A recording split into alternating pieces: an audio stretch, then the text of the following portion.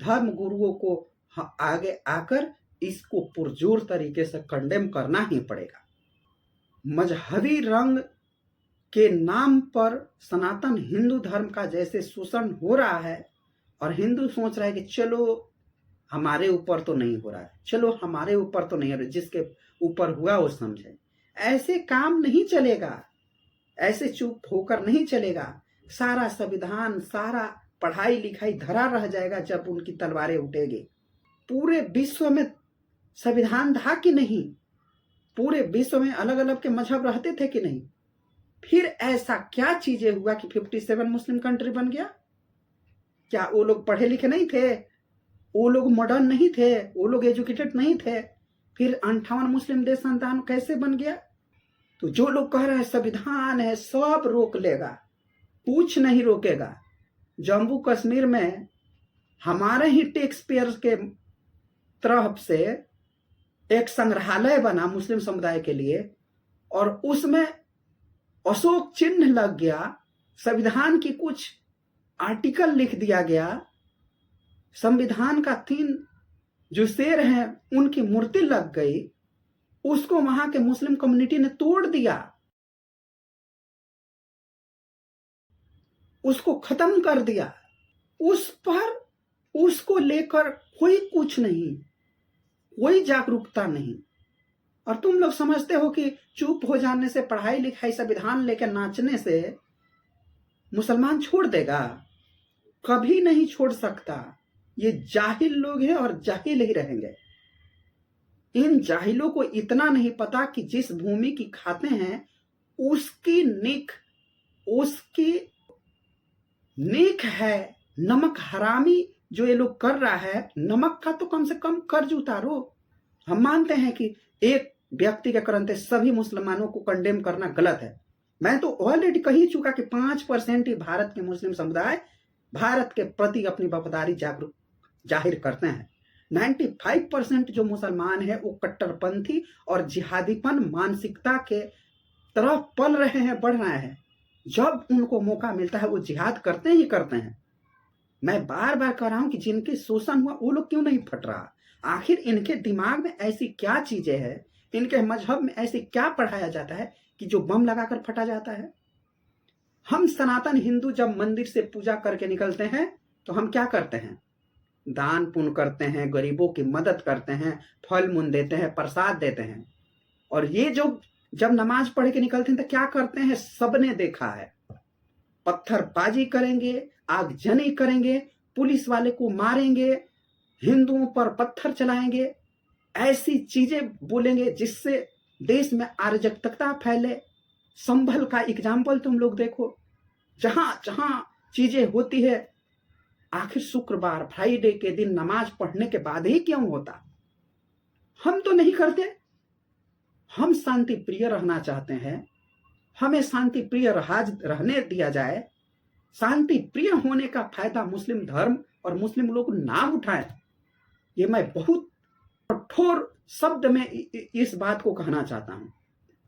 इतनी कट्टरपंथी होकर भारत में इन लोगों का रहना भारत के लिए नुकसान है। इन पर लगाम लगानी चाहिए। ये 16-16 बच्चे पैदा करके अपना कम्युनिटी बढ़ा रहे हैं। एक को आतंकवादी में भेज दो, एक को पढ़ाई में भेज दो, एक को नौकर बना दो, एक को कुछ कर दो, एक को, ऐसे काम नहीं चलेगा। जनसंख्या नियंत्रण कानून को लागू करना बहुत जरूरी है, और खासकर ऐसे कट्टरपंथियों के ऊपर जो एक को जन्माकर भेज दे रहा है कि तुम आतंकवादी बनो, टेररिस्ट बनो। अब हमें पाकिस्तान के आतंकवादियों से डरने के बजाय भारत में पल रहे मजहबी कट्टरपंथी आतंकवादियों से बचना है। हमने तो अल-फलाह यूनिवर्सिटी जैसे जितने आतंकी निकले, मजहबी आतंकी निकले, हमने तो इसको करोड़ों टैक्स पेयर का पैसा देकर इनको पढ़ाया लिखाया, और इसको भगवान का हम लोग दर्जा देते हैं कि डॉक्टर भगवान होता है। और उसके बावजूद इन सभी ने क्या किया? कत्लेआम करना शुरू किया ना। अगर समय रहते इनका जखीरा नहीं पकड़ाता, समय रहते इनको पकड़ाया नहीं जाता, तो ये लोग ना जाने लाखों लोगों की हत्या करते। मैं एक बार फिर सनातन हिंदुओं से आग्रह करता हूं कि अपने बच्चों को धर्म के प्रति भी बढ़ाओ और इतनी कठोर बनाओ कि लोगों की भावनाओं को पढ़ सके। मैं भारत के माता पिताओं से आग्रह करता हूं कि आखिर तुम्हारे बच्चे ये मजहबी लव जिहाद के चक्कर में क्यों पड़ रहा? आखिर हिंदुओं को छोड़कर उनको मोहब्बत क्यों मुसलमानों के लड़कों से हो रही है? क्यों हो रही है? इसीलिए हो रही है कि तुम लोगों ने अपने धर्म के प्रति जागरूकता अपने बच्चे को नहीं किया, धार्मिक चीजें नहीं पढ़ाई, महाभारत गीता का ज्ञान नहीं दिया, जिसके वजह से हिंदुओं के जो लड़कियां हैं वो मुसलमानों के प्यार के चक्कर में पड़ के, हमारा अब्दुल ऐसा नहीं है के चक्कर में पड़ के रोज कट रही है, लव जिहाद का शिकार हो रही है और ये अपना धर्म तो भ्रष्ट कर ही रही है, सात पुरखों की भी धर्म का सत्यानाश कर दे रही है, कुल का विनाश कर दे रही है लड़कियां। आखिर इन लड़कियों के प्रति उनके माता पिता को जागरूक होना पड़ेगा, लव जिहाद के प्रति अपने बच्चों को जागरूक करना पड़ेगा। मैं कहता हूं सास ससुर के फेर में पड़ने से अच्छा है कि तुम लोग अपने बच्चियों को देखो, अपने बेटियों को देखो, अपने बेटों को देखो कि आखिर तुम्हारी बच्ची एक मुसलमान के प्यार के चक्कर में क्यों पड़ गई। इतनी नाबालिग 12-13 साल की 14 साल की लड़की, तुमने हमेशा सासू का सत्यानाश करना चाहा, सासू के और ससुर के फेर में पड़ा, ननद की हो फेर में पड़ा, उससे अच्छा तुमने अपनी बेटी को देख लिया रहता। इसका जवाब तुम दे सकती हो कि जब तुम्हें अपनी बेटी का, अपने बेटों का जो शास्ति करना चाहिए था, उस पर ध्यान देना चाहिए था, उसके बदौलत तुमने अपने सास को प्रताड़ित किया, अपने ससुर को प्रताड़ित किया, अपने ननदों को प्रताड़ित किया और तुम्हारी बच्ची एक मुसलमान के साथ रह रही है, तुम्हारी बच्ची एक मुसलमान के चक्कर में पड़ी है। ये लव जिहाद है।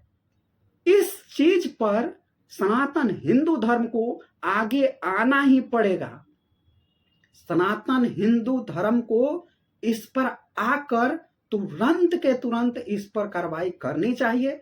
अपने बच्चों को सनातन हिंदुओं के प्रति, सनातन धर्म के प्रति अपनी जागरूकता बढ़ाना ही पड़ेगा और इन लव जिहाद के चक्कर से मुक्त कराना ही सनातन हिंदू धर्म के लोगों का लक्ष्य रहना चाहिए।